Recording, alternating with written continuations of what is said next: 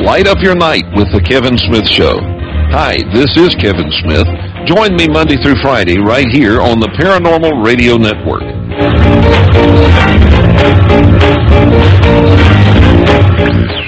Paranormal Radio.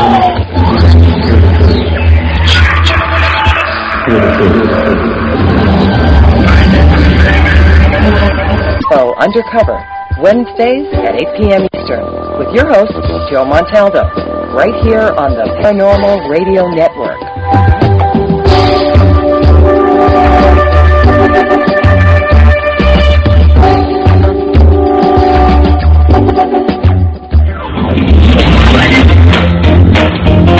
Light up your night with The Kevin Smith Show.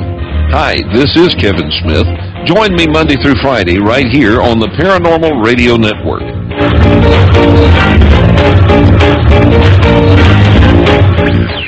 Paranormal Radio.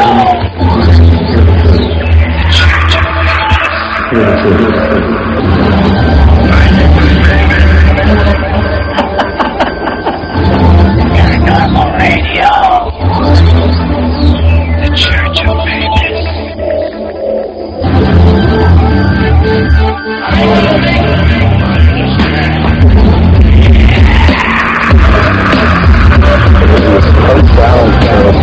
Hiding from the start of the longer the getting.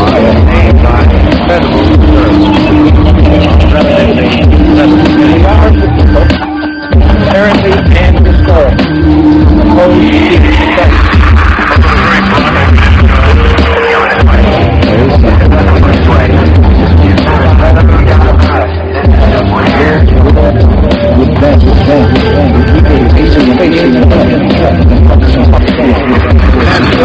shut down our government's defense system.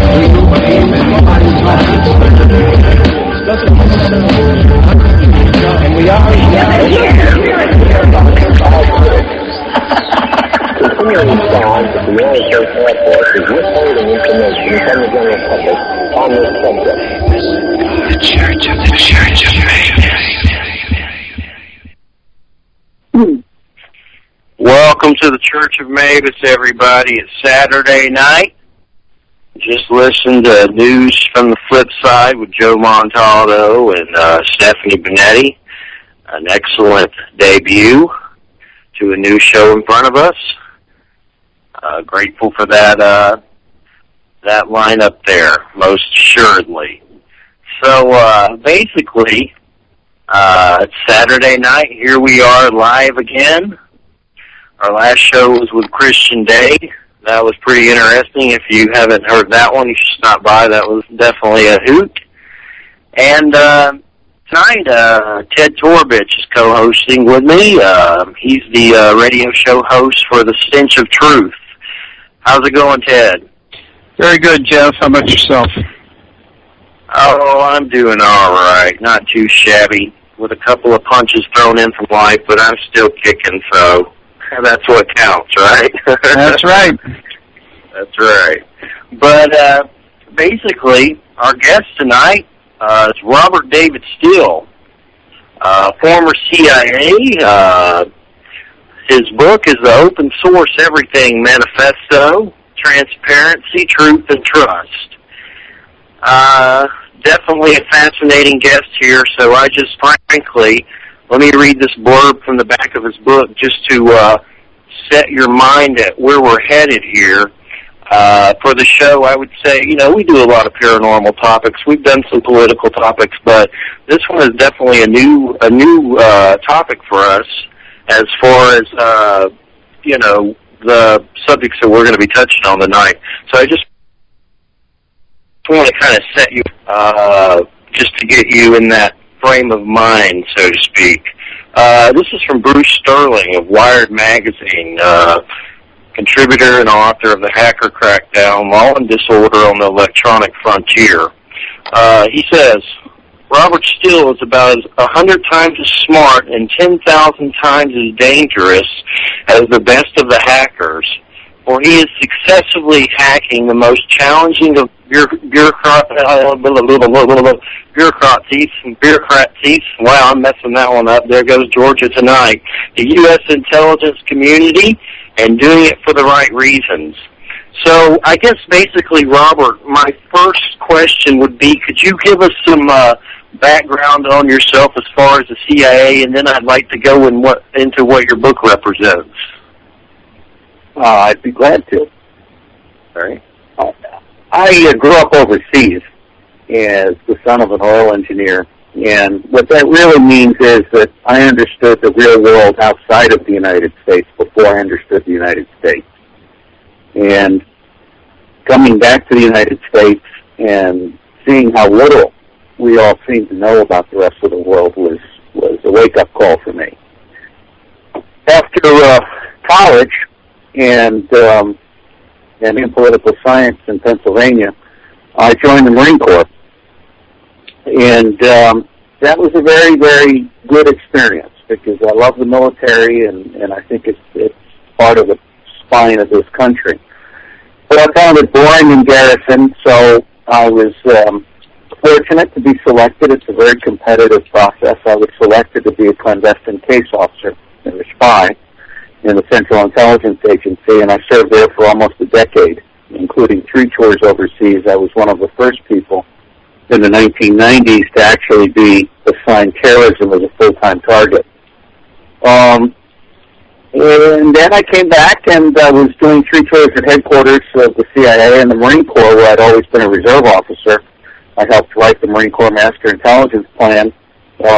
They invited me to resign from the CIA and basically be the senior civilian responsible for creating the Marine Corps Intelligence Center, which is a brand new center. This was back in 1988. Now, having been and having had, the highest clearances in the land, it came as a real shock to me when I stood up the Marine Corps Intelligence Center and suddenly had to actually produce intelligence instead of collect it.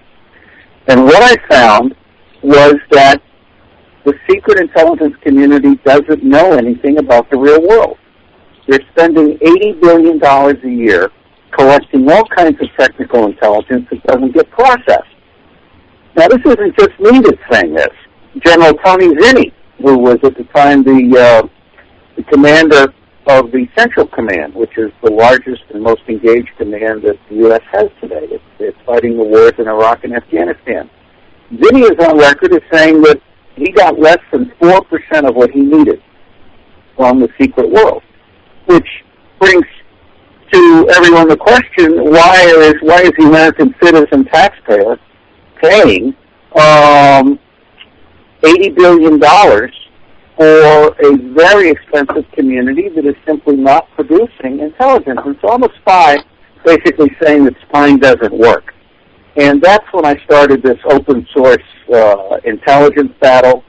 And from there, after years of helping 90 governments get a grip on open source intelligence, I've migrated and realized that each of the opens, people talk about open data, open government, open cloud, open science, open society. All of these individual opens by themselves are just lipstick on the pig. They're the old system trying on new clothes and not really getting it. So the key point in the book, which is very inexpensive, $10 at Amazon, it doesn't get any better than that. The key point of the book is that we have to demand as citizens that we do all of the opens, particularly Open BTS, which is free cell phones, Open Cloud, Open Spectrum, which is end the licensing of spectrum. Basically, we're calling for a new order of ham radio operators, but much, much more sophisticated. So I think what's happened here is the United States government now represents the pinnacle of top-down, secrecy-based control. And they have completely cut themselves off from the Constitution, the freedoms and the liberties that we all have learned to treasure. And as a result, I think the United States government no longer represents the people of the United States. It represents the special interests to whom it channels money. And, of course, Goldman Sachs and Morgan Stanley and Citibank, the Rockefellers, they're all the recipients of the taxpayer dollar. Essentially, they've screwed the entire U.S. public.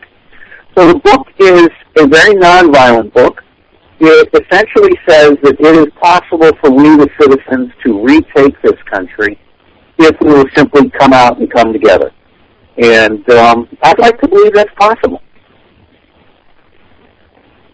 So in your book, you say that I guess most of the politicians in Congress is pretty much corrupt except for a few, and some of the ones you mentioned who you don't think are corrupt is Ron Paul, Kucinich, Bernie Sanders, and you said, I didn't think you named any others, but you said there were some others, a handful or something like that. It's so evident that they're so corrupt right now. It's like they're, blatantly doing a corruption in front of everyone, and they just don't even care. I'm just trying to figure out, as where I sit politically, I voted for Obama when he ran, and I plan to vote for him again. I know problems with Obama. He's definitely not perfect, but I am not voting for Mitt Romney. I would just cut off my feet before I did that. But as far as like what I see from the Republican side, I see a lot of corruption there, and I'm sure there's corruption on the Democratic side too. And I hate to judge both parties and say everyone's corrupt like a lot of people like to do, because I'm sure there's people there that have their heart in the right place and, are truly trying to do something good, but there's all this other stuff going on that's keeping them from doing that, like the corruption and, lobbyists and corporations and whoever else interferes with them on some level. But I guess my question is, when it comes to the open source everything and interjecting your ideals into our government to change it, how can we go about that? Because right now it feels utterly hopeless. Really. Well, I'm sorry, go ahead. Oh, I was just saying it feels utterly hopeless at this point. I was just wondering what your idea is as to how to interject this to change it. Well, I'm the guy that went up and briefed Occupy New York on how they should have an electoral reform summit and demand an electoral reform act of 2012. And the video that someone else took of me and loaded up went viral. If you just look for Steal Occupy Electoral Reform at YouTube, you'll find it right away. And in fact, as part of that Occupy campaign, I ran for president for 6 weeks. I was accepted by the Reform Party as a nominee, and I did everything. I registered with the Federal Elections Commission. I did all of it. And what I learned essentially, and I've known this intellectually, but it wasn't until I learned it culturally, is that we live in a two-party tyranny. And I actually drove to Iowa and got a memo under Obama's door. But he and his people ignored me. And the bottom line is Obama sold out. He broke his promise. And I have to say, I used to be a Reagan Republican. Now I'm I guess, an independent who will not vote. For the first time in my lifetime, I will not vote in 2012 because it is now, in my view, treason to vote for either of these two parties.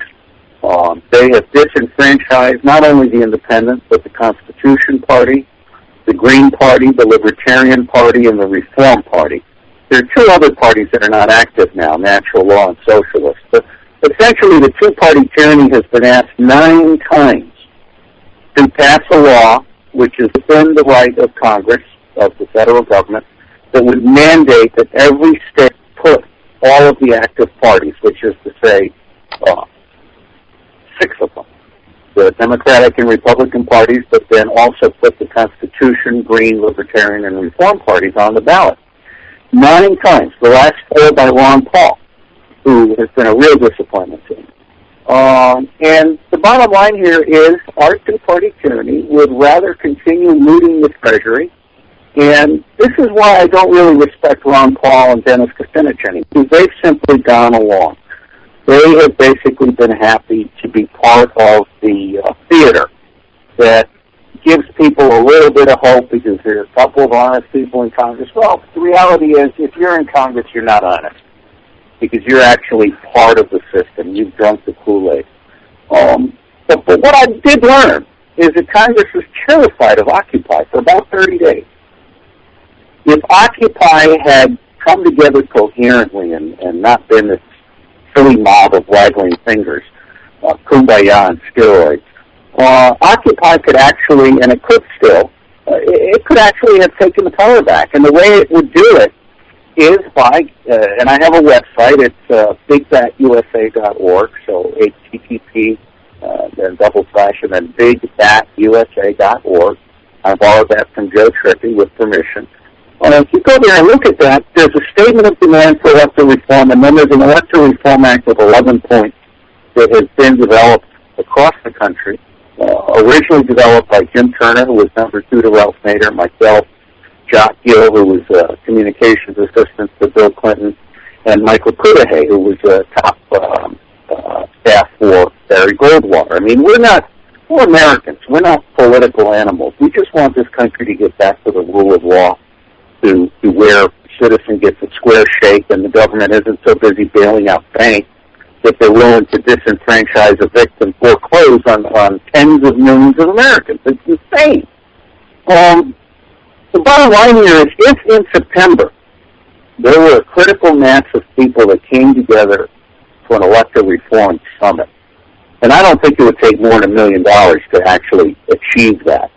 And I noticed that the open source controller for games just made $5 million on Kickstart, but the American people evidently are not yet ready to pay for democracy. But if we had an electoral reform summit in September and we basically occupied Washington and the home offices of every senator and every congressman, I believe it's possible to actually put the Constitution, Green, Libertarian, and Reform parties on every state ballot for federal offices only. Congress cannot mandate this to state and local offices.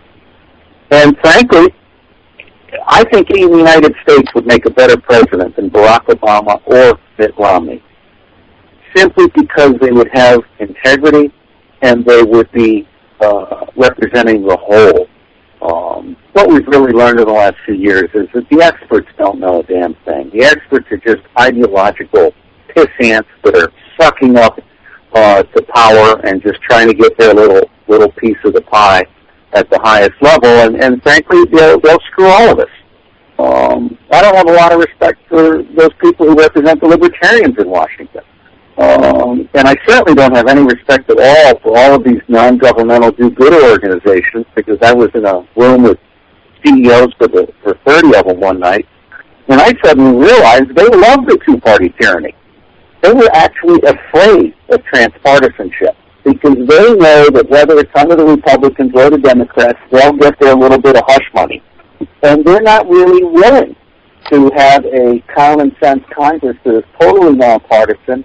And it says, hey, wait a minute, why the hell are we paying billions of dollars for some outfit to do some silly-ass thing? So I think there's an awful lot of people that are employed by the federal government, and there are an awful lot of people in nonprofit organizations that are dependent on the federal government. And so what we've done here is actually it's classic. I saw this on someone else's website. We are now back in taxation without representation. Our taxes have nothing to do with the public interest and everything to do with the secret power that the Republicans and the Democrats support, which is to say the special interests across health, energy, the military, the prison industry, which has made slavery the most efficient industry and the most profitable industry in the United States of America. Slavery, paid for by your tax dollars. So I believe that there is a lot wrong with America. I also believe that there's nothing wrong with America that couldn't be fixed by restoring electoral integrity and flushing this Congress down the toilet. And I believe that we could do it between now and November. But unfortunately, the American public is still asleep. We haven't had our Tunisian fruit sellers, so I'm actively recruiting. If there is a soccer mom out there that wants to save the country by burning herself to death on the steps of Capitol Hill, I'd be glad to help her do it and have CNN film her, because that is exactly what it's going to take. Either that, or I don't know if you realize this, but 18 veterans a day are committing suicide. 18 a day, every single day. And those are the ones that succeed.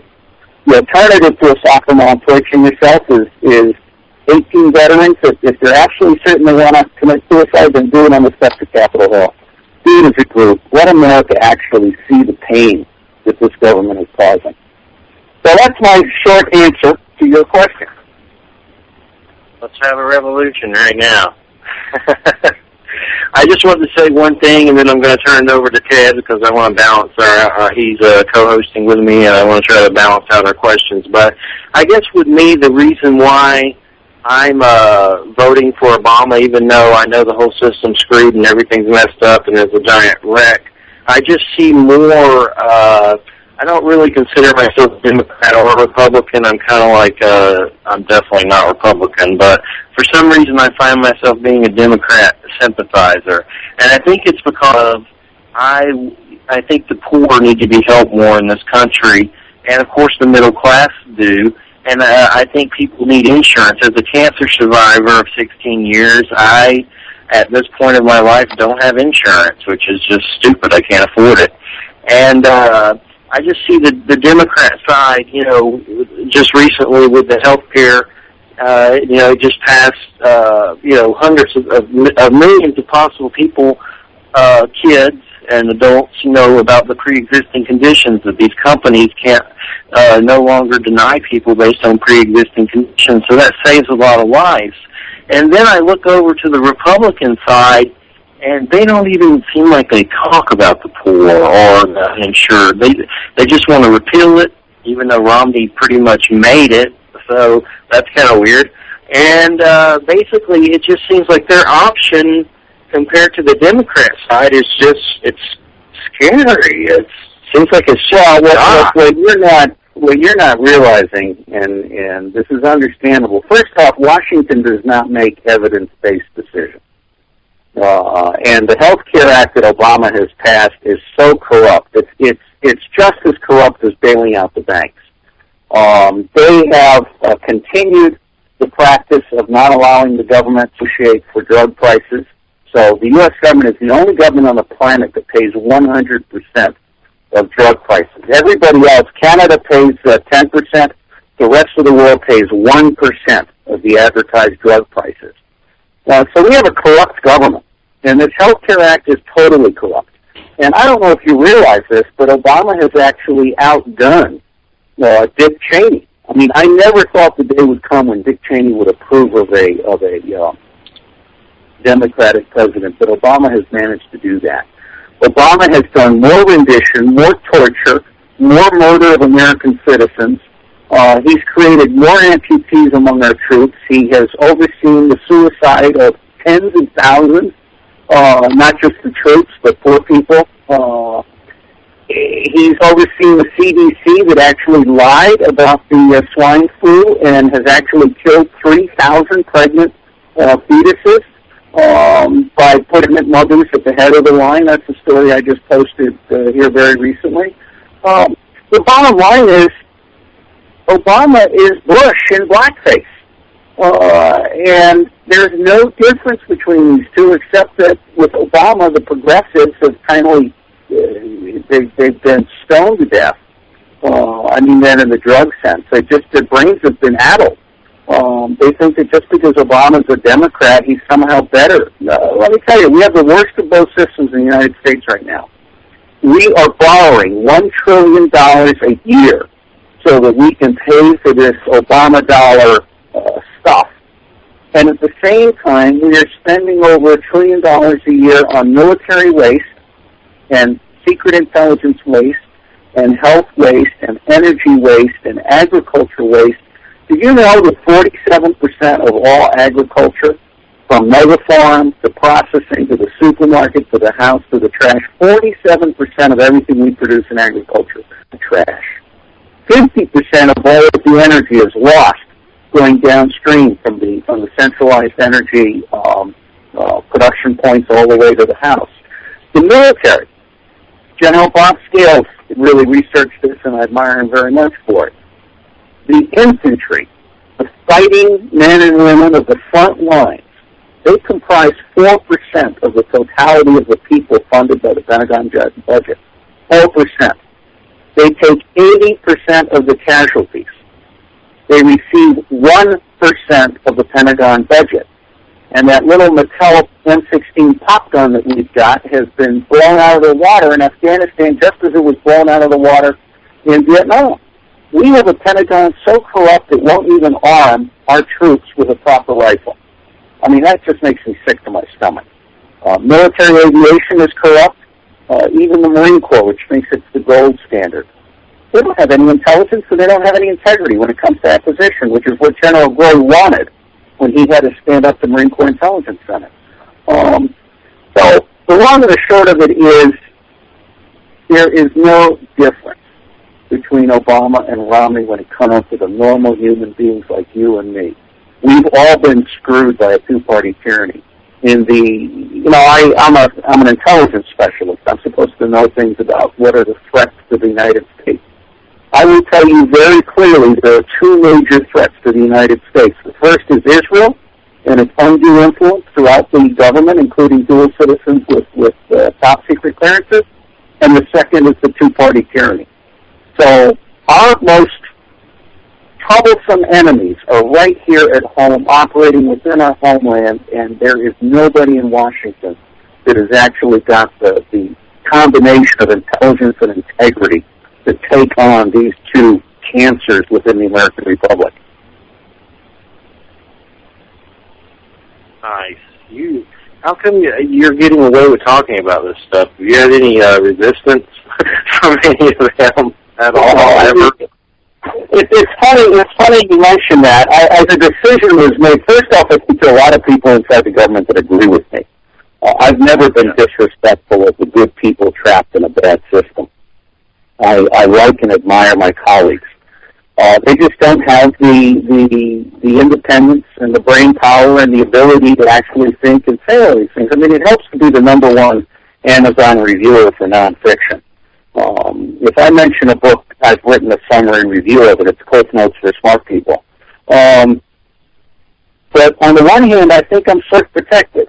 I think there's an understanding that what I do is loyal dissent, and that there isn't a corrupt bone in my body, and I would never, ever betray America the Beautiful or the Constitution. But I have a real problem with all of our generals and admirals and political appointees and senior executive service people who have done exactly that. They're confusing loyalty with integrity, and they have, in fact, betrayed the Republic. They're all impeachable, but the American people are sleepwalking. Now, the other thing is, I think the decision that if I am ignored, it's safer than if I were to be, for example, killed, which I don't think I would be. I'm not Martin Luther King. I'm not John F. Kennedy. I'm just an average American with a fairly big brain who is very outspoken and who reads a lot, and whose new book, The Open Source Everything Manifesto, ought to become a cult classic. This is the Little Red Book for our times. I don't know if you remember Mao Zedong and his Little Red Book. But this is a book, it's the Panarchist Manifesto rather than the Anarchist Cookbook. And Panarchy is where everybody is connected to all the information they need to participate in every decision at every level that they're interested in. Panarchy is wisdom of the crowds. Panarchy is no backroom deals. Panarchy is no secret deals where the Treasury of the United States of America is used as a piggy bank by crooks. All right, well, let's get to Ted now. You're Ted? Yeah, hi, Robert. This is Ted Torbich. And first of all, I'd like to say that the material that you've talked about so far is right in line with a lot of the views that I hold. And there are issues that I talk about quite a bit via my blogs and my YouTube channel and also on my radio show from time to time.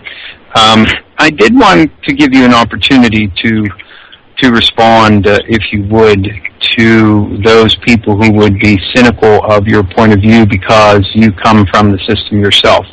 There is an old adage that once in the CIA, always in the CIA, and I'm sure there are people who view you with suspicion or cynicism because of that particular point of view.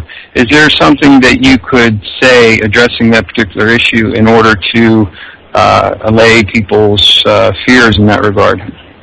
Well, I would say there's also certainly in the Marine Corps, there's the adage that you never really leave the Marine Corps, you're always a Marine.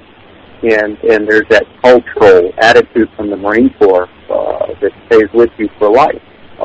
I mean, I may be short, fat, bald, and ugly, but I'm still a Marine. And I can still feel like a Marine if I'm asked to.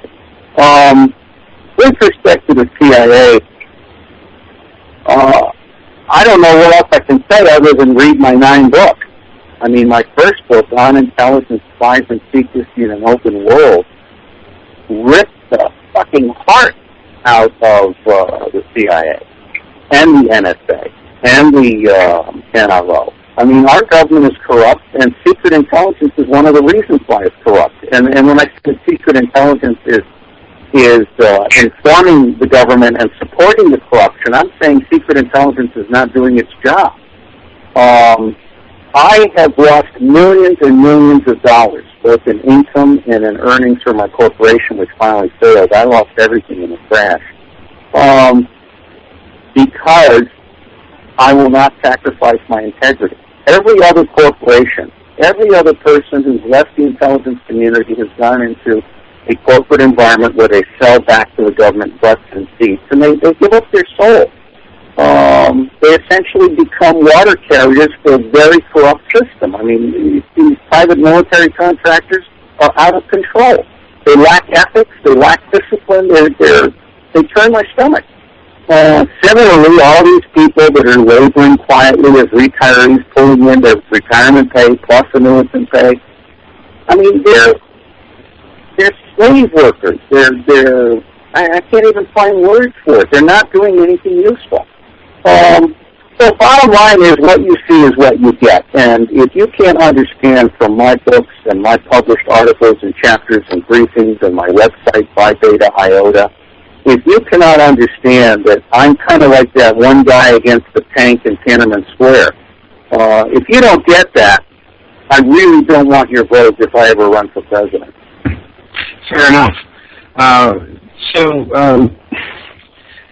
I guess the real issue is with the idea of open source everything is the notion that people have to become actually involved in the system itself. And what we've seen in this country, and probably all over the world, is displaying itself, is the crushing of individuality and the pushing people into such a desperate state of apathy that they have no inclination to even know the facts, let alone become involved in making decisions that are important for their future and the future of other people living in this country. So what kind of motivation is there to try and shake these people out of this continued state of lethargy and apathy descended upon this country?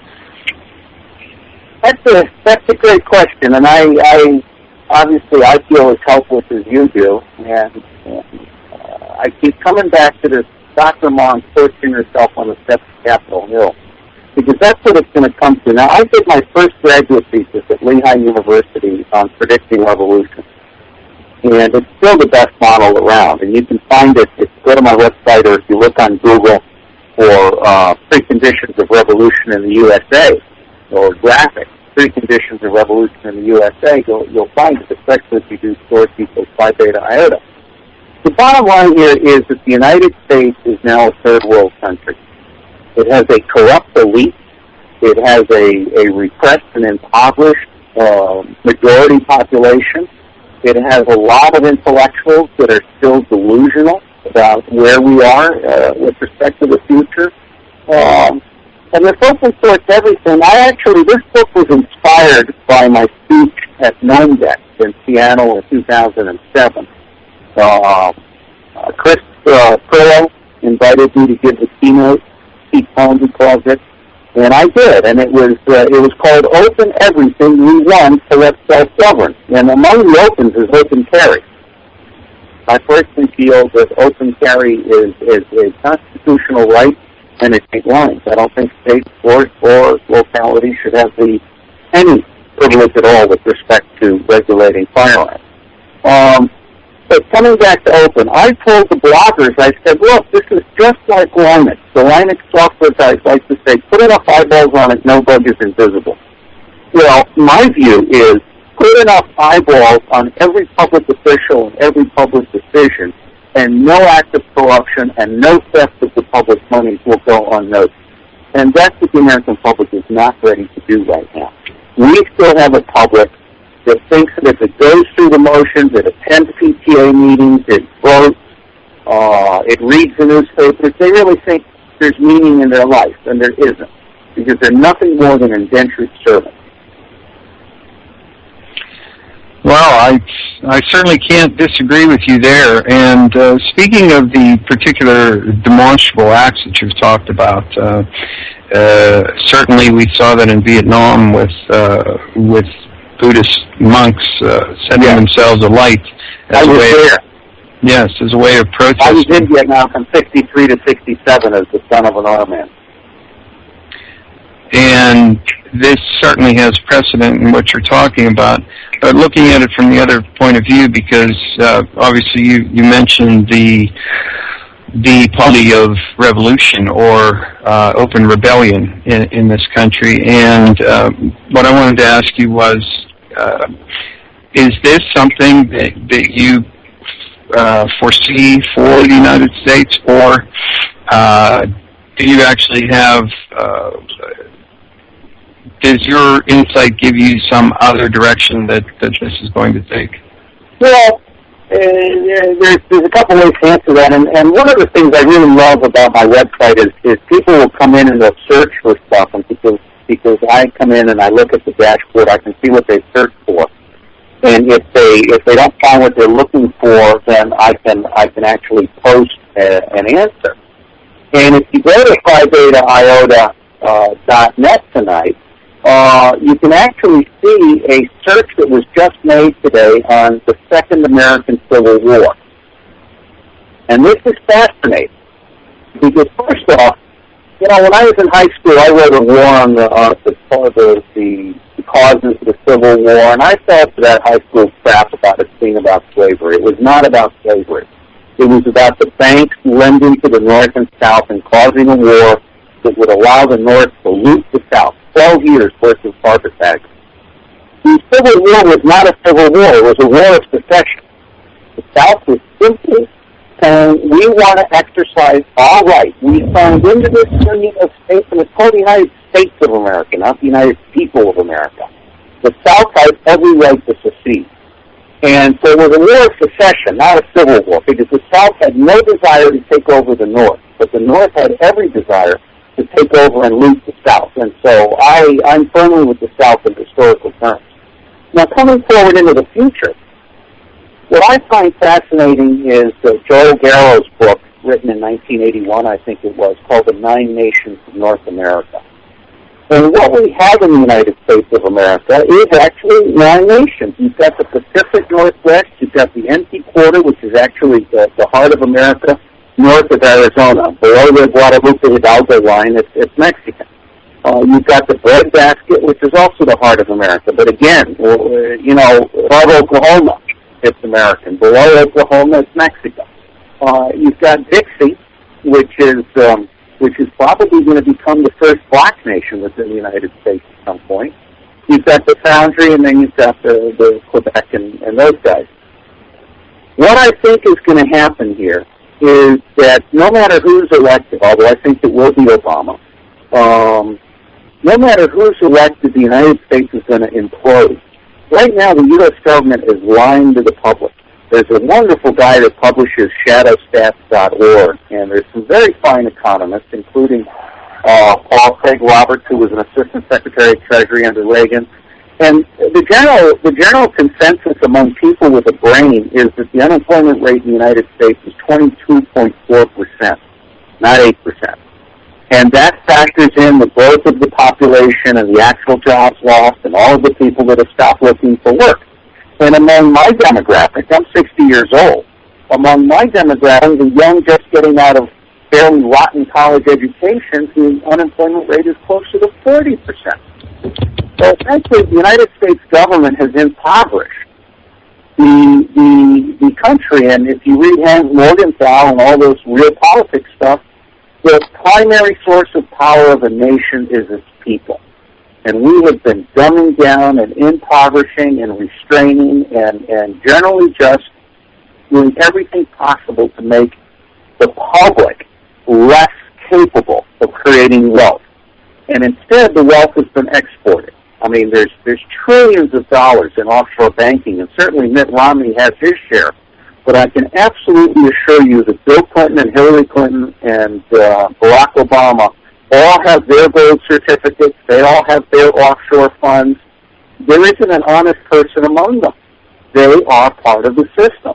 And that's why I believe that at this point in time, the only nonviolent revolution that the United States of America can possibly see is some millionaire coming up with $1 million, because there are 3,000 or so millionaires across this country that are afraid we're going to tear their kids from limb to limb. They don't understand that the public is fairly smart, and we really do get it. It's 300 people in New York. But the bottom line here is, if we can get an elected summit in September, and we can basically confront every senator and every congressman and make it very clear to them that if they do not pass the Electoral Reform Act of 2012 in time for November 2012, because what you want to do in November 2012, and this is very idealistic, but at the same time it's practical. I know I could lead a coalition cabinet to victory. I know I could show my mother what she needs to do to lead a coalition cabinet to victory. I really want to stress, this isn't about me. This is about a concept. A coalition cabinet in which every cabinet member is named in advance, and most of the presidential candidates from the smaller parties are already on my cabinet at bigbatusa.org. A coalition cabinet, a balanced budget published in advance. We eliminate all income taxes, and we substitute the automated payment transaction tax, which does something that taxes today do not do. It taxes every stock and currency transaction on Wall Street. And it's a tiny little tax. But because it taxes everything, it can be less than a penny per transaction. And the average family goes down from paying $15,000 or $20,000 in taxes to $500, okay, or whatever it is, that however number of transactions. It also ends the penalty on saving, because basically if you save money, it's not taxed, because it's not being spent. So I've put together all of the good ideas that many, many people have thought of. I know for an absolute fact that if we can get all of the parties on the ballot in November, we can win this election between the independents, the small parties, and the moderates from both parties that agree that a two-party tyranny is no way to run the United States of America. Well, I'd like to agree with you on that, and certainly I think that electoral reform is something that needs to be addressed rather aggressively across the country, both on the national level and within the states themselves, because they have constructed a system which virtually guarantees that third parties or any other party other than the Democrats and the Republicans find it very difficult to get their candidates on any ballots anywhere, and they make it very difficult, especially if there is a candidate who might have some success facing them in an election. And we've seen against people like Ralph Nader and others in efforts to get them removed from ballots in particular states because they represented a threat to their voting bloc. And that's certainly something that I completely agree with. One other thing that I did want to ask you is on the idea of open sourcing everything. When you talk about intelligence and not being in touch with the real world and being focused on simply data that conforms to, and I'm being presumptuous here, correct me if I'm wrong, presumably this is data that conforms to a preconceived policy notion, and then it is packaged up in secret form, and people make decisions behind the scenes based on this particular thing. But in actuality, the intelligence that is being gathered and put together is policy driven rather than used to make policy, and therefore it's done all behind closed doors somewhere, and nobody ever really gets to see the policy driving the intelligence gathering in the first place. Would that be fair to say? Well, first off, I mean, Paul Pilar has just written a book, and I forget the title off the top of my head, but Paul Pilar has written a book which makes it clear that intelligence has absolutely nothing to do with policy in this country. And I would certainly second that. Decisions in Washington are made on the basis of ideological predisposition and financial self-interest. The standard kickback in Congress is 5%. You want to build a bridge to nowhere? You want to build a jet that will not work? I mean, Lockheed is an interesting company, but the shit they build doesn't work. And the stuff that SAIC does trying to say doesn't work. The problem that we have is that the American people don't realize that all of this spending by the federal government is not about the 95% that goes out. It's about the 5% that comes back to Congress. Congress is discounting the American Treasury by 95%. They don't give a crap how that 95% is spent as long as they get their 5% kickback to their political action committee. Now, another comment I want to make is I still believe in science and secrecy in the sense that there are some things that absolutely require undercover work. Penetrating Goldman Sachs is one of them. Trading the Israeli network of people throughout the U.S. government that has been secretly given Israeli citizenship, and so they're more Jewish than any other Jew, and also been paid. We have a network of traders in the U.S. government, generally with religious foundations. Opus Dei has penetrated the U.S. Navy. The Mormons have penetrated the CIA and the FBI. By the way, Mitt Romney is incapable of actually being honest about his oath to the Constitution because he's a member of the temple, and there is no higher loyalty that he's allowed to swear to other than the temple. So any oath he takes to support and defend the Constitution is, in my view, a lie. It's a fraud. And oh, by the way, he violated, he's guilty of voter fraud. He was not living in the basement of his son's house, and he voted in Massachusetts. He's in direct violation of the law. And if I were Ron Paul, and this is what persuaded me Ron is part of the controlled opposition.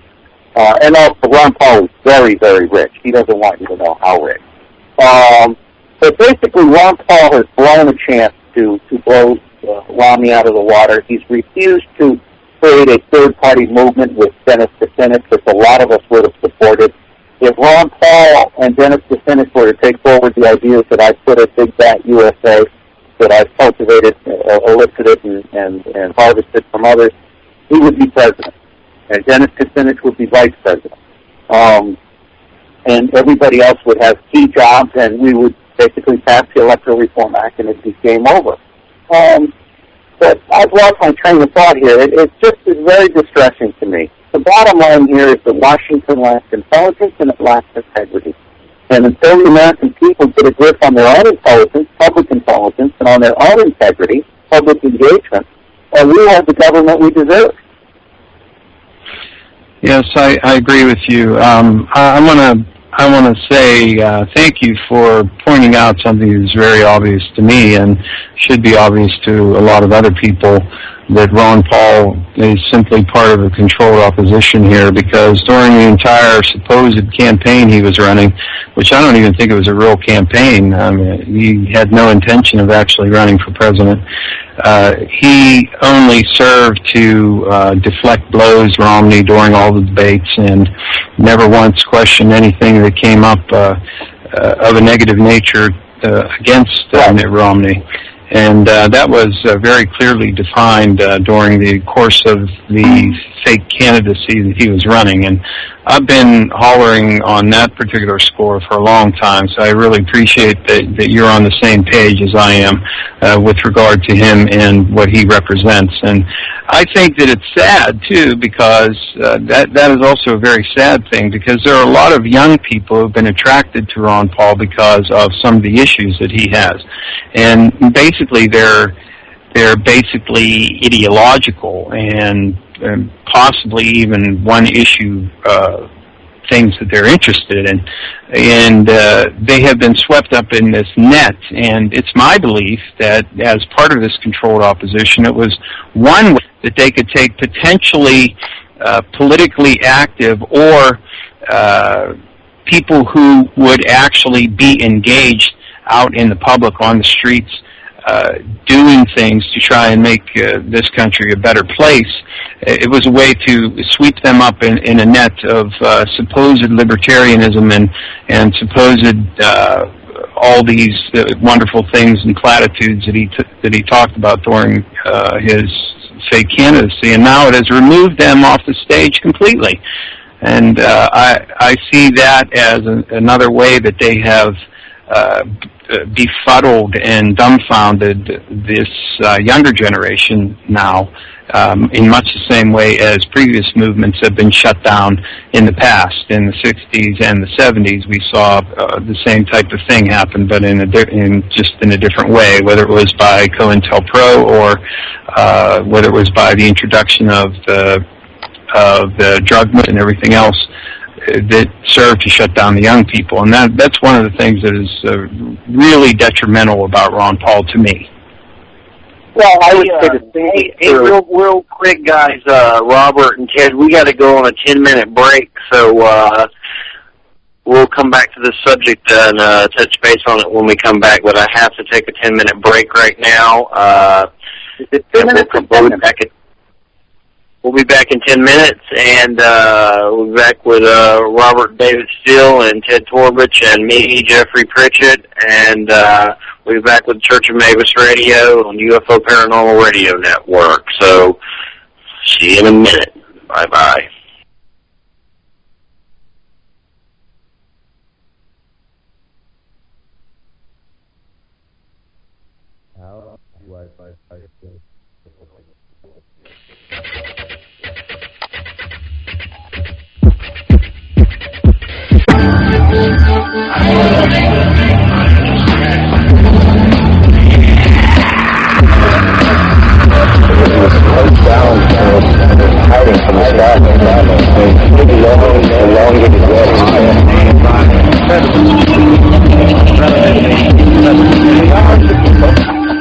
Apparently and historic. Opposed to secret society.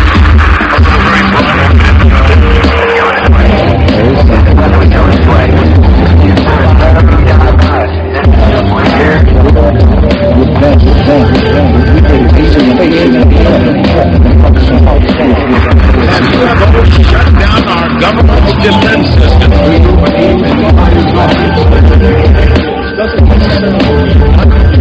And we are continuing sound at the United States Air Force is withholding information from the general public on this subject. The Church of Mabus. Welcome back to the Church of Mabus, everybody.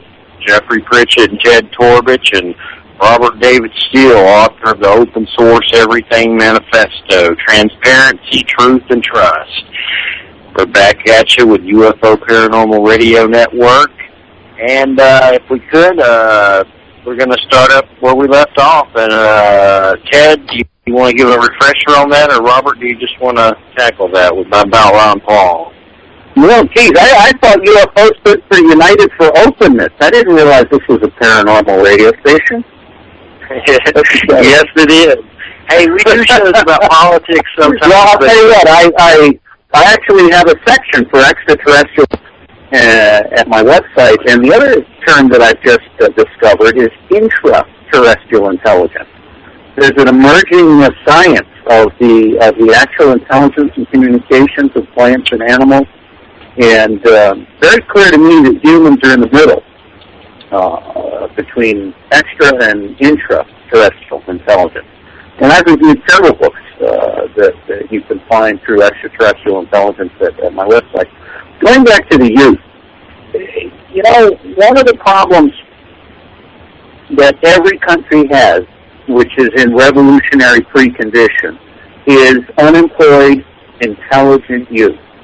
And I believe that Obama did the same thing to the youth that Ron Paul has done, and basically gave them a way to expend their energy and make them think that they were part of something huge, and then all of a sudden the door slams shut in their face.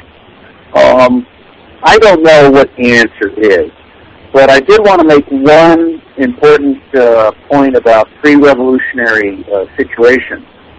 Revolutions have preconditions and precipitants.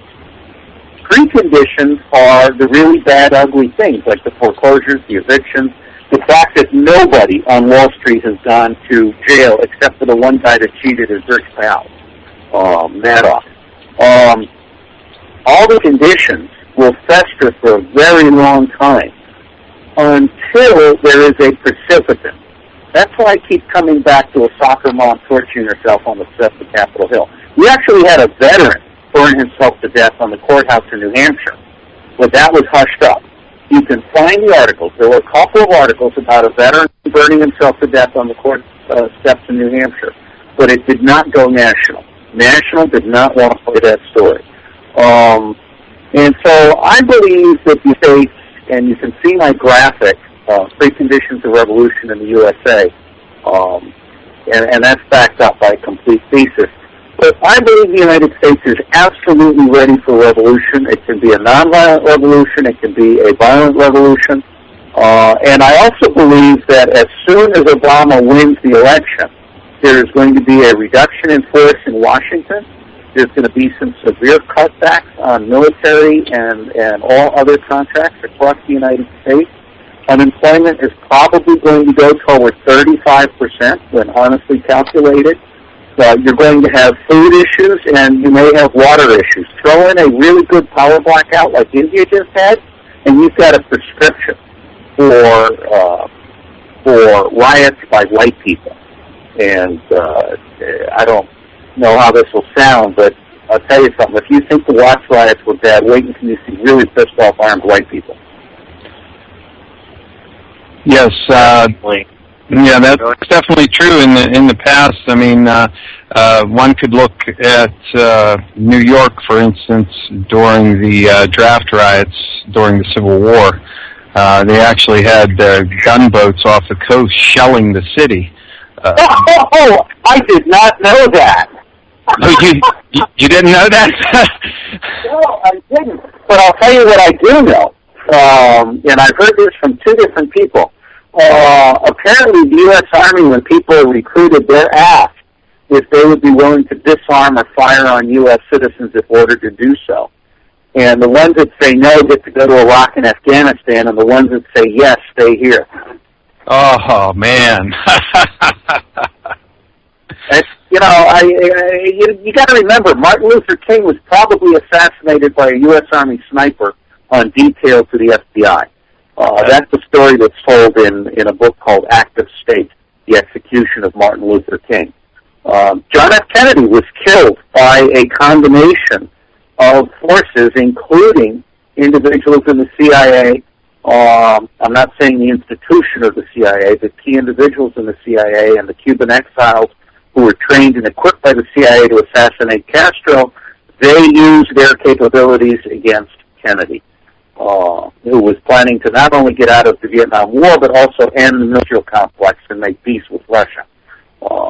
Khrushchev and Kennedy were actually talking through their own back channels, and they both had the same problem. They had insane generals who were absolutely ready to go to nuclear war.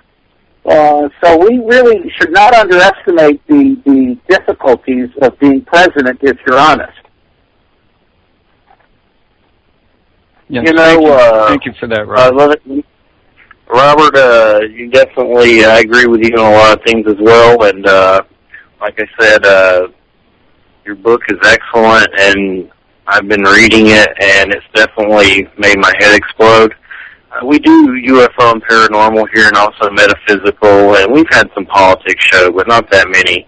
But I really just sat down and had to take days to write out questions for your book, just to try to get some good questions in there. But with like UFO and paranormal stuff, it just clicks right off in my head. So I had to really put on the thinking cap to take in your message, and it's a great message. The point I'm at right now with everything is there's a hopelessness, and I feel like we're on the verge of this revolution. The thing that just happened in Anaheim, California, with the police shootings, and then there's a media blackout on that right now.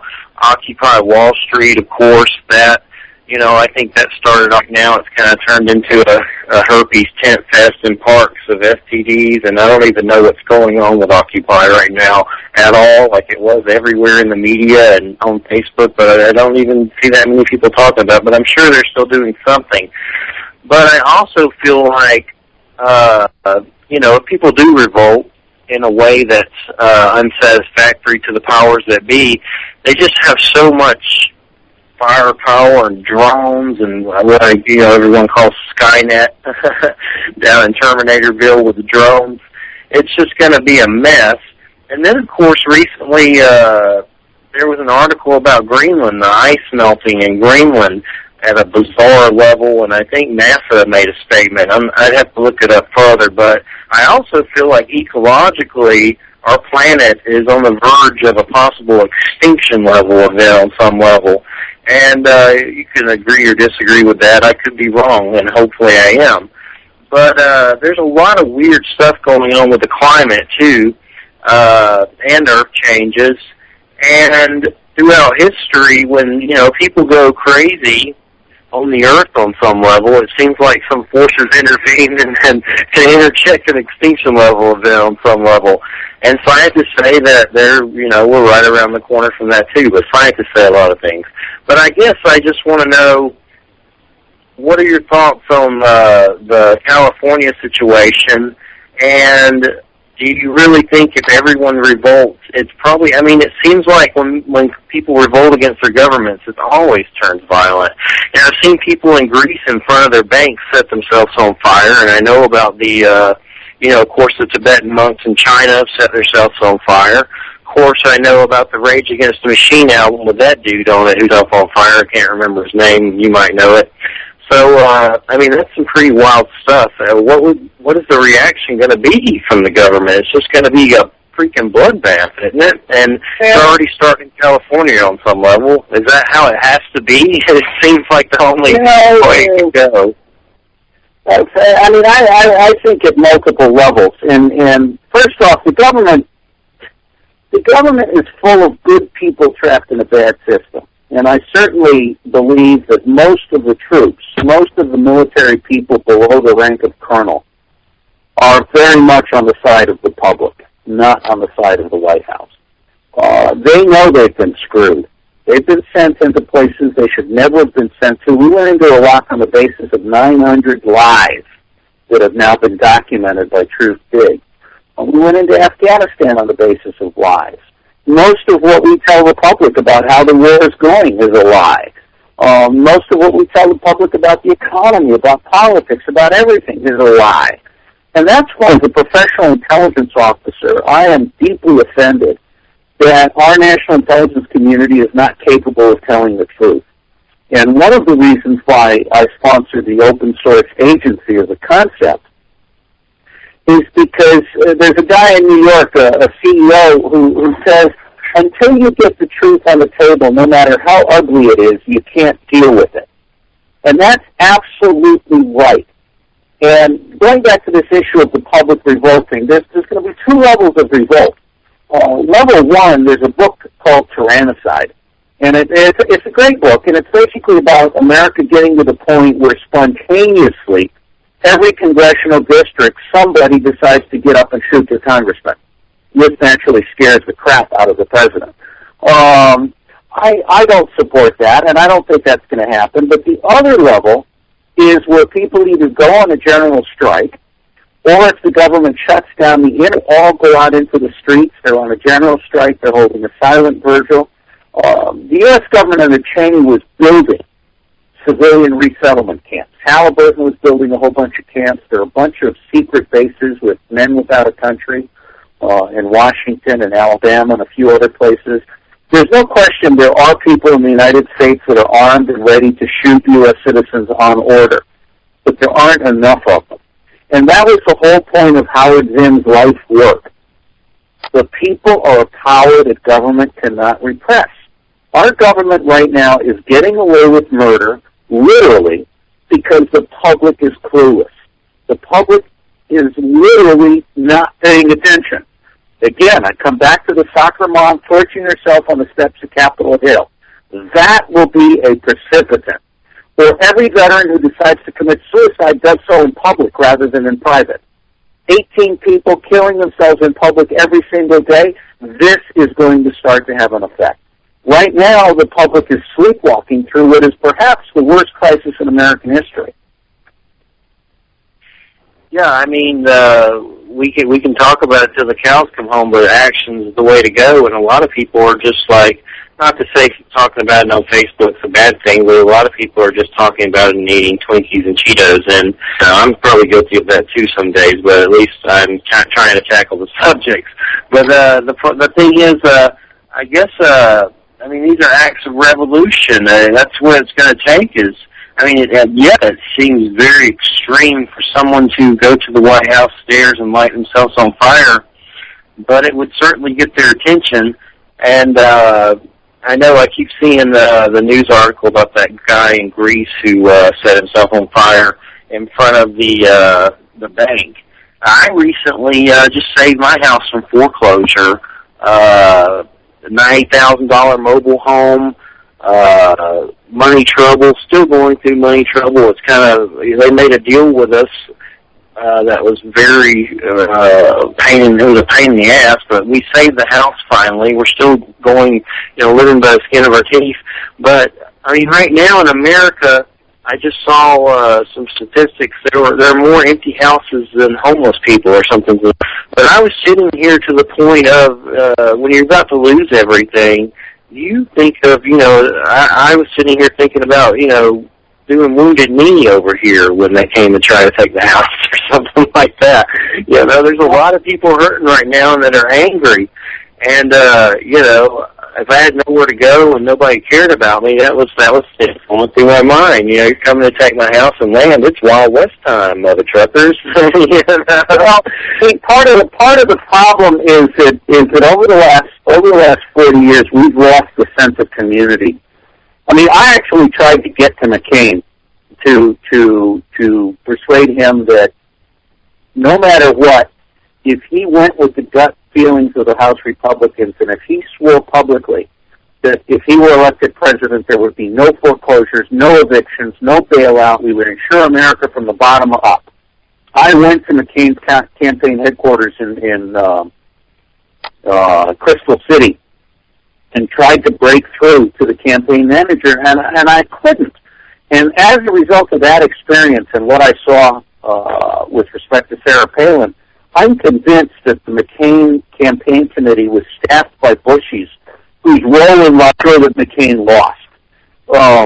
They had absolutely no interest at all in what was, for me, a very obvious common sense coup de main, an absolute grand masterstroke. Anyway, I think the American people need to go back to local communities. They need to basically start taking land away from absentee landlords. They need to start making sure that every county is self-sufficient with water, with fuel, with medical, and they basically need to get ready for the day when the federal government collapses, because it will collapse. We're printing money right now, and we're borrowing money right now, and this is not real money. There is going to be hyperinflation in 2013 and 2014. There's going to be an economic collapse in 2013 and 2014. There's going to be a lot of random acts of violence. Not so random, but I mean, when people lose it, like the guy that flew his airplane into the IRS, in Texas. This is actually a normal reaction for someone whose country has betrayed them. And I feel that Islamic major that went nuts. Before he went nuts, he was giving briefings saying what we are doing in the Islamic lands is wrong, and nobody wanted it. So I will certainly go on record as saying we should never have invaded Iraq. We should never have invaded Afghanistan. We should not have 750 military bases all over the world. We should not have special operations forces killing people in 150 countries around the world. A great deal of what the United States does is absolutely ready for the International Criminal Court. But there's nobody that has the integrity to say, hey, wait a minute, what you're doing is flagrantly in violation of every international treaty and of every moral standard ever known to man. All right, well, Robert, let's touch base on the shadowy elements within the government who's influencing all this. Of course, a lot of people call them elites or 1% or Illuminati, and I spell naughty Naughthy, Illuminati. That's a joke, sort of. But nonetheless, who are the people that are influencing the corruption? Who are they really? Well, first off, I knew that I wouldn't be talking to you. I'd be one of them.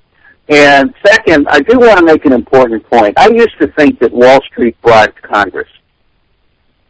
And it wasn't until I got to talking to a bunch of staffers, and there's a guy named Mike Lofgren who's written an excellent book on the betrayal of the public trust by the Republican Party. But it turns out that it's Congress that shook down Wall Street. Congress basically decided, Congress went in two wrong paths. The first path is Congress decided no later than the 1970s, but probably in the 1960s, 1950s, Congress decided it wanted to stay in power forever, and it would do anything it took. And then that's how the military-industrial complex, the pharmaceutical complex, the agricultural complex, basically all of the problems in our country can be traced to the loss of integrity in the U.S. Congress. And then Newt Gingrich came along. Newt Gingrich destroyed Speaker Jim Wright, and this is a story that's told in a book called The Power and the Ambition. Before Newt Gingrich, the parties actually lived up to Article 1 of the Constitution that says that the U.S. Congress is supposed to balance the power of the executive. It's supposed to be independent of the executive. It's supposed to make its own decisions and so forth. It's supposed to have the power to declare war and the power of the purse.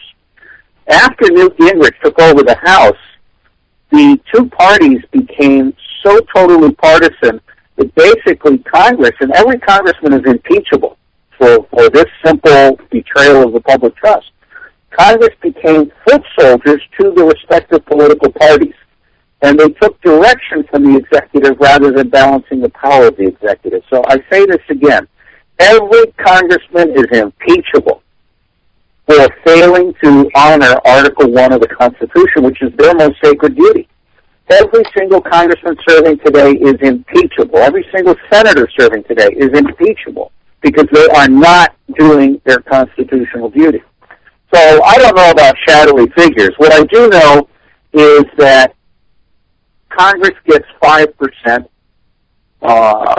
even though there are some members of Congress and the Senate, I would say fewer than 10 in total across both houses that have high integrity. The rest of them are just a rotten bunch of crooks. And so I don't think it's shadowy as much as it's a system that has sunk to its common denominator, a corrupt congressman.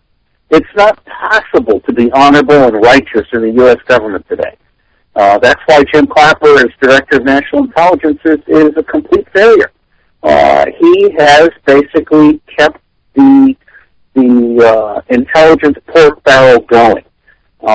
And he has not done the radical things that I know he's fully capable of, such as creating the open source agency, such as actually producing intelligence that is so compelling and so public that it forces Washington to make evidence-based decisions and to avoid doing really, really stupid things like Libya. That's we should never have done Libya. And by the way, by doing Libya, we've now created a terrorist haven in Mali, because all the guys that were settled in Libya and quiet and not causing trouble, they're now in Mali. All right, Ted, you got some questions? Well, in some of our chat during the break there, we had mentioned a couple of issues that I think would be important to talk about. One was you had mentioned Goldman Sachs as a candidate for infiltration, which I think is an excellent idea, and also the idea of dual citizenship. I would just dismantle them. I would. You realize all these done on public charters? If I were president, Goldman Sachs would lose its charter tomorrow.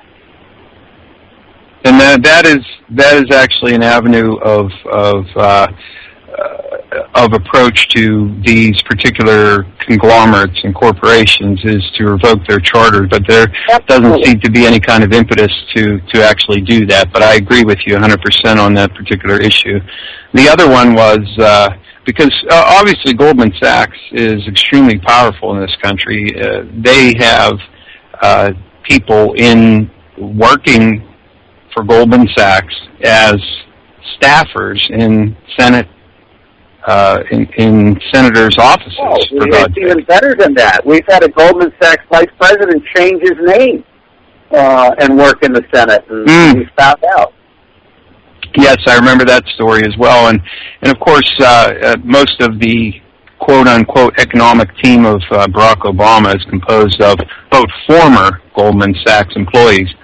So one has to wonder there. But the other issue was the idea of dual citizenship and how much we're infiltrated by people who have, at best, questionable loyalty to the country itself. Well, you know, one of the reasons I think this open source manifesto is important, and it's part of a series, the manifesto series, and Tom Atlee has a wonderful manifesto following up on this on public wisdom, and I'm trying to get Mikhail Bowens to do the next one, which would be on a collaboration economy. Basically, money corrupts. And there is so much more we could be doing if we had localized, resilient communities, community dollars like in Terra. I personally think that 3/4 of the global economy is now ignoring government. You've got the white-collar criminals, the financial terrorists like Goldman Sachs. You've got the capital flight of the rich people. I mean, we've got like 3,000 people who are renouncing the U.S. citizenship and moving to Singapore and other places just because they don't want to pay U.S. taxes. Then you've got organized crime, and then you've got the barter movement. And then finally you have what's called System D, which is people mostly in Africa and Asia, but the United States also. So basically they're entrepreneurs. They know how to go to China, pick up 12 radiators or generators or whatever, come back, sell them. It covers the cost of their ticket and a month for their family. So the U.S. government is actually very stupid about the whole tax system. And the reason, I finally realized this reading a piece by Gary North, the reason U.S. government regulations are so screwed up is because that's how Congress manipulates being bribed. They basically micromanage stuff in order to elicit bribes for exemptions. And that's a big part of the problem. I mean, I would wipe out most of the federal regulations. And if I were a governor, I would be nullifying federal regulations, particularly for businesses that do not do business across state lines.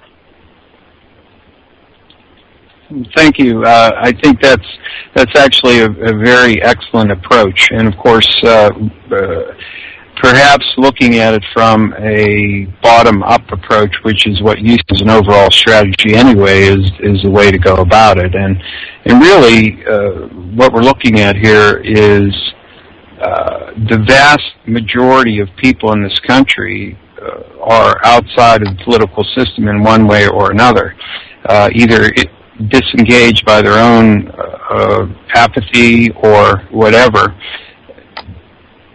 Getting those people together and coming up against the power system that we have right now is the paramount thing that needs to be done in order to provoke some action to move this recalcitrant government in the proper direction to get it back actually serving the people, because I can't remember a time whenever we actually had a Congress that was actually doing something to benefit actual people and families and homes and all of these sorts of things. And what we see every day instead is the escalating unemployment and people being thrown out of their homes, people's homes are being foreclosed on that they don't even owe money on, for God's sake. And there's like nothing that people can do about this. Right. Depression era level poverty of children in this country, which is not even it's not even talked about by any politician. None of them. No, they won't even mention it. You know, so it's just this.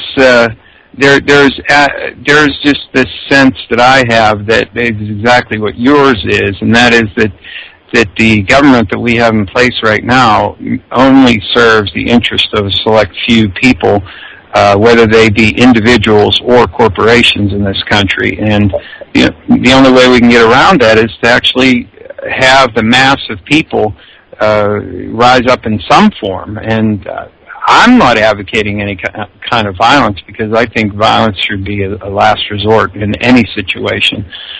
But certainly something. Well, I will. Let me say this. I agree. But one of the things I've learned recently is that both Martin Luther King and Gandhi, they advocated nonviolence, but they said that violence was preferable to continuing repression. And I believe the U.S. government is getting dangerously close to spontaneous violence across the board. I want to just say two things. Number one, I don't know if there's anyone out there with $1 million, but I want to emphasize that if 100 million of our citizens gave $10 each for a democracy fund, that would be $1 billion. There is absolutely no question in my mind that if I had as little as $50 million, I could get an electoral reform summit and I could turn this country upside down or right side up. The fact is that politics is about who gets what. And right now, the two-party tyranny is basically looting the U.S. Treasury and making sure that a tiny handful of major enterprises get our hard-earned dollars. It's out of control. So an electoral reform summit, in my view, is step one. And if I and others were to be elected, or actually I favor the idea of Congress being selected like jury duty. But if I were part of a cabinet that were going into power on the basis of an electoral reform act, the first thing I would do was create an open source agency. And this is part of why this book is important, because the individual opens, like open data or open government, they're just lip service on the pig. It's only when you do all of the open BTS, which is cell phone service, Freedom Towers, like Isaac Wilder is doing, open spectrum, and then, of course, you need open software and open hardware. And I was very upset with OSI because there's now a new open hardware institution because the open source initiative didn't want to expand from software to hardware. The bottom line here is that all of the opens complement each other. We have to go all in on all of the opens. And so the open source agency would basically create a smart nation by mandating and migrating open source hardware and open source software for every government agency, open data, of course, and it would actually pave the way toward killing all of these proprietary software and hardware systems that are not affordable, they don't scale, they're not agile, and they don't play well with others. So right now we're living inside of a jail cell of our own making, and going open everything, which this book suggests, going open everything is the way to break out of that jail. Well, thank you. I think that's actually a very strong approach, and I hope that more people will actually embrace the ideas that you're bringing forward here and actually look at them as a solution. And I think that perhaps we will see. I alternate between pessimism and optimism. I see a great deal of potential for future movement in a positive direction, but at the same time, there is that pessimistic attitude in the back of my mind always that thinks that these people are still going to sit there and numbly go about their business every day, as you described earlier. Well, let me say that the Earth really doesn't care whether we live or die. We're part of the natural system, and we're people. Unlike other animals, we hoard things. We share information in a much faster, broader, deeper way, and we have foresight. And we've made a mess of it. But I would certainly, anybody who has $10 to spare, go to Amazon and see if you can't hack the book up into the rankings, because the publisher made a mistake. The book was labeled as a political science book, and it was in the top 100 for democracy and for class and for espionage because of my recollections. But it should be in the top 100 for information technology and public administration, and it's not. And anybody who loves Amazon and wants to go and tag the book, please tag it for information technology, tag it for public administration. And if I could get just 100 of your listeners to buy the book at Amazon sometime in the next 24 hours, that'll give it a little spike of publicity that would certainly be gratefully received. I don't get the money. The publisher gets the money. But it's an idea, it's a meme, it's a mindset, it's a method. We have to go all in, open everything. Thank you for that, Robert. Yeah, and everybody, that's the Open Source Everything Manifesto. The Open Source Everything Manifesto by Robert David Steele, and it's excellent. You should pick it up and definitely read it. Robert, I have to do something that I would probably just sort of like jumping the shark a little bit, but my mind just can't seem to get off of it. And when we were talking about being on a UFO Paranormal Radio Network, you mentioned that you had some information or something that you had written about extraterrestrials. It's hard for me to resist to have someone in CIA here and not ask them about that question, which has never been in the position to ever do that. So I would beat myself up if I didn't at least try.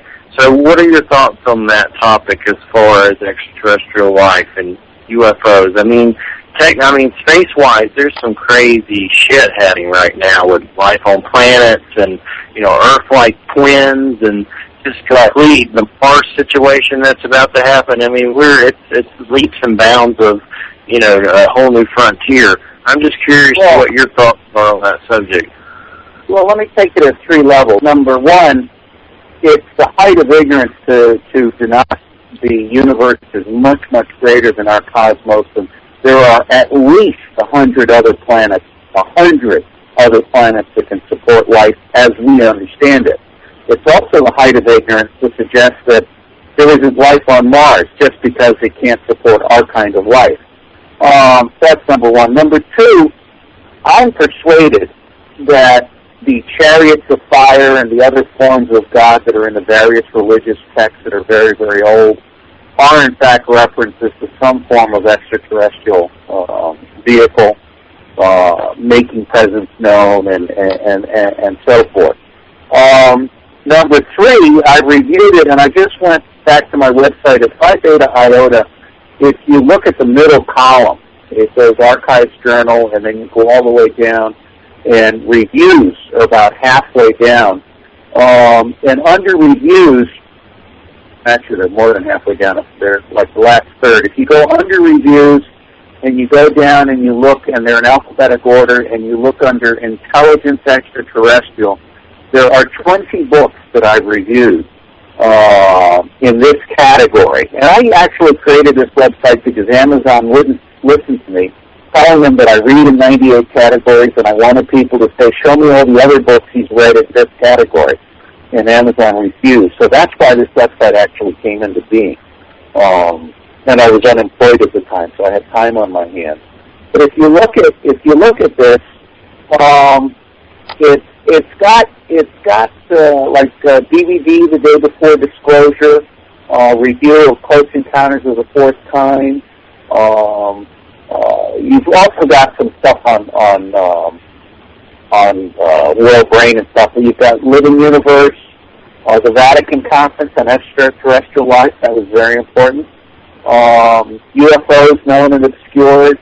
Let's see. Is this okay reading titles? Or because every one of these books that I mentioned, I've done a review. Yeah, definitely.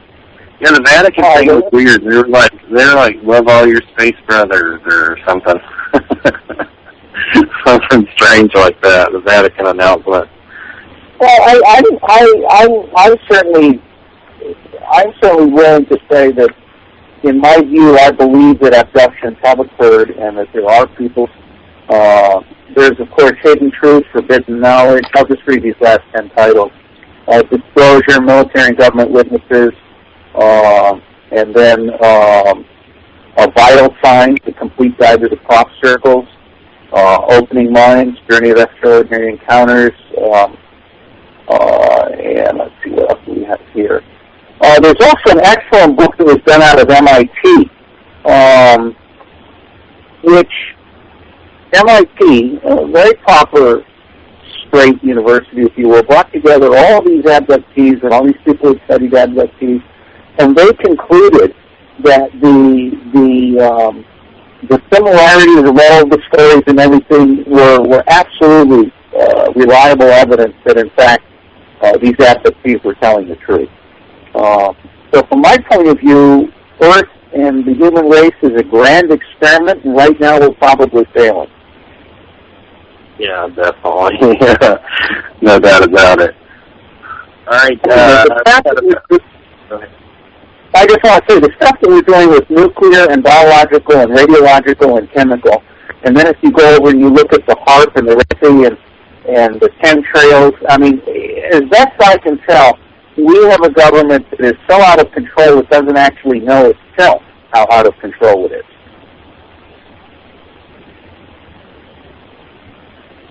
Yeah, I mean, I've seen some odd things throughout my life after my cancer experience of being healed. I've seen some beings that definitely didn't look like they were from around her. If they were multidimensional.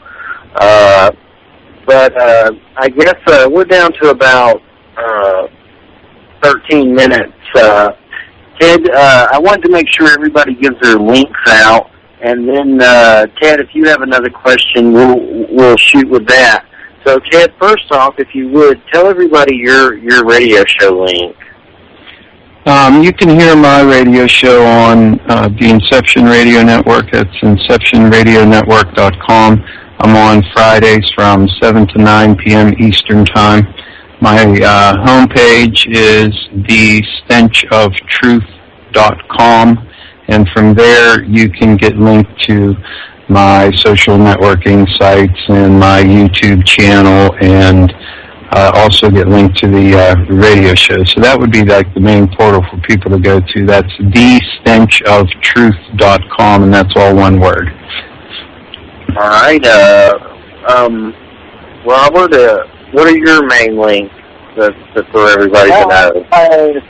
I would say right now my main links are free. I mean, I certainly would be grateful if people would go to Amazon and look up the open source everything that's doing. And also at Amazon, I've written a lot of reviews, over 1,500 reviews. So I'm looking for two things at Amazon. One is buy the book if you can, and then share it. And two, find my reviews in areas where you're interested in learning stuff, and vote for them if you think they're worthwhile. Now, eventually, if you vote for more than 3 or 4 of my reviews, Amazon apparently turns you into a fan, and your vote no longer counts. They've got some screwy system going on, which I think is intended to push out all the old reviewers and help reviewer number 1 million start to rise. Because I'm like 292 overall. I'm number 1 for nonfiction. Second site, and I think because of the way this conversation has gone, I'd say my second site is big.usa.org. That is the gold standard for what an honest campaign should look like. And there isn't a single presidential candidate out there, Gary Johnson, Rocky Anderson, Joe Stein, none of them come anywhere near the intellectual and integrity content that I've put at bigbatusa.org. And then last but not least, of course, is PhiBetaIota.net. And I called it Phi Beta Iota, like Phi Beta Kappa, but for intelligence, Iota. And I needed a web name that would be memorable, you know. OSS.net was created in 1993. It's one of the tiny handful of websites that was created when Gopher was still the standard rather than the web. And my webmaster was Dr. Eric Thies, who I'm still trying to find. He's disappeared. He was the internet editor for Wired magazine, and he's fallen off the face of the earth. But he wouldn't give me a website. He only gave me Gopher because he said the web was too disruptive. And the reason I'm saying that is to tell you that the editor, the PhD editor for the internet of Wired magazine, didn't have any idea how fast the web was going to explode out of the box. So I'm around. I'm easy to find. If you Google for Robert David Steele, I come up real fast. Everything that I do except for this last book is free online. I had to put this last book free online, although there's a lot of stuff that's free at the book page at Phi Beta Iota. Oh, one other thing. I publish an open source everything highlight every night at 10 o'clock. And I go through all of the media. I have all these alerts set up. And so open access, basically I've got a list. If you're interested in the list of opens, it's at tinyurl/ and then in capital letters OSE -LIST. But I've got a wonderful list of opens, and I do the rounds every night: crowdfunding, crowd seeding, crowdsourcing, open access, open architecture, open budget, all the way down through code, collaboration, hardware, software. I mean, it's amazing how many opens we've got, and they're all connected. I'm like Buckminster Fuller and Russell Ackoff. Everything is connected. You cannot have integrity if you are not seeing the whole picture. And so my definition of integrity is different from just straight-up honor or righteousness. Integrity is about having the whole picture, respecting the whole, respecting diversity, speaking with clarity. If you do all of that, then you have integrity. If you don't, if you're following your narrow little channel, then you don't have integrity. And that's where we've just fragmented ourselves to death. And so this little red book, this Open Source and Everything Manifesto, is, in my mind, a useful, what do you call those things that you open beer bottles with? Bottle openers. This little red book is a bottle opener. You combine this little red book with a soccer mom torturing herself, and we've got a nonviolent revolution in the United States. All right, Ted, you got any closing comments? We got about 7 minutes. Well, I wanted to ask you, like, if you could go tomorrow and do just one thing, no matter what it was, to actually make it happen, would it be that get that $1 billion together? And I mean, just if you could have your wish to make things happen and to get the ball rolling, what would that be? A lot of people have asked me why I dropped out of the presidential race, and the bottom line is I couldn't raise more than $1,500. I mean, I'm a nobody. I don't have a corrupt machine in me. If I could find a benefactor that would give me $10,000 to $20,000 a month, a third of which would go to my wife, the rest of which would go to my being on the road, then I would set out across this country trying to push. But I'd much rather have a benefactor pay for an electoral reform summit and do it in such a way that every presidential candidate has to show up, including Obama and Romney. What I'm good at, being the #1 Amazon reviewer, is I can tear Obama and Romney apart on a stage without any help. Obama has to have a teleprompter and a cast of thousands feeding him stuff, and Romney is a very smart man who can shoot from the hip, but he has zero integrity. He's not actually connected to reality or to the American public. Obama is sort of. So if I could wave a magic wand, I would say leave me out of it. I would like to see someone with money fund an electoral reform summit the first 2 weeks in September and make it something that cannot be ignored. Wonderful. That sounds like a great idea, and I think we keep coming back to the idea of electoral reform here, because opening up the gates to alternative ideas and alternative people, alternative viewpoints, to actually allow them access into the electoral policy into electoral politics is actually what we've been coming back to several times during the talk today, and I think that's absolutely vital for people to understand just how important it is to break out of the Republican Democratic, as you termed it, tyranny that we have here in this country. And realizing, as we do, and probably everybody who's listening at least knows this on a subconscious level, if not openly, that absolutely no difference between these two parties or any individual candidate in these parties. There might be some that are somewhat better than others, but they're all in on the joke, as it were, that there's something different between candidate A and candidate B just because of a D or an R that comes after their name, and that's a great fallacy that needs to be done away with. And one way to do that is to open up the electoral process to all of these other candidates. I've often been a very strong advocate for allowing anybody who wants to run for office to automatically be allowed on the ballot. Well, but you have to go further because, for example, Buddy Roemer, who's now the favorite in the Reform Party, Buddy's a one-trick pony. All he can talk about is campaign finance reform, which is very intellectually and morally limited idea. If you take the money out of politics, but you leave the two-party tyranny in charge of the election process and in charge of the electronic voting machines, which have centralized voting. The only honest form of voting is paper ballots that are publicly counted at the precinct level. Anything else is corrupt. And you've got a whole bunch of other things, including, access to the public airwaves. It's absolutely insane that we're spending, the candidates have to raise money and spend money to pay for access to the public airwaves. If I were in charge of this thing, every single candidate gets free airtime, and it's mostly in the form of debates that are like the League of Women Voters. I don't know if you realize this, but the League of Women Voters enfranchised when the two-party tyranny created the Presidential Commission specifically to prohibit the League of Women Voters from having third, fourth, and fifth-party candidates and from asking questions that were not provided in advance. And the League of Women Voters had zero integrity. They accepted that, instead of going public and saying, whoa, they just rolled over and played dead, just like Al Gore in 2000. So bottom line here is there's nothing wrong with America the Beautiful.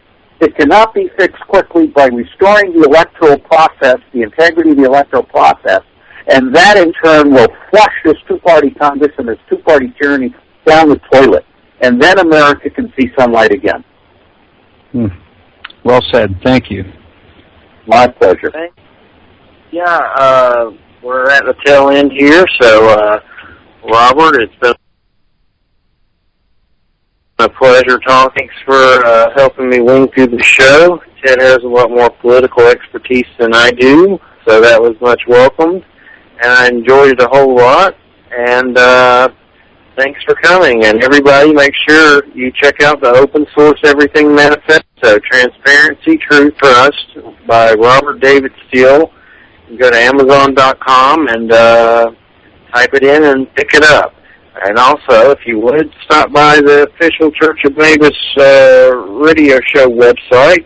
That's churchofmabusradio.com. Doing a contest there now where I'm giving away a $500 grab bag of DVDs from Reality Entertainment, a bunch of UFO and horror movies. So you can find that on the site and find out what you need to do to enter it. Thanks, everybody, for listening. And next Saturday is Dale Pendle, We're going to talk about psychoactive plants, and he's like a plant expert, so we're going to be getting into that heavily, and Jerry Avalos will be co-hosting with me. So thanks, everybody, for listening, and thanks, Robert and Ted, and over and out, mother truckers. Night. Good night.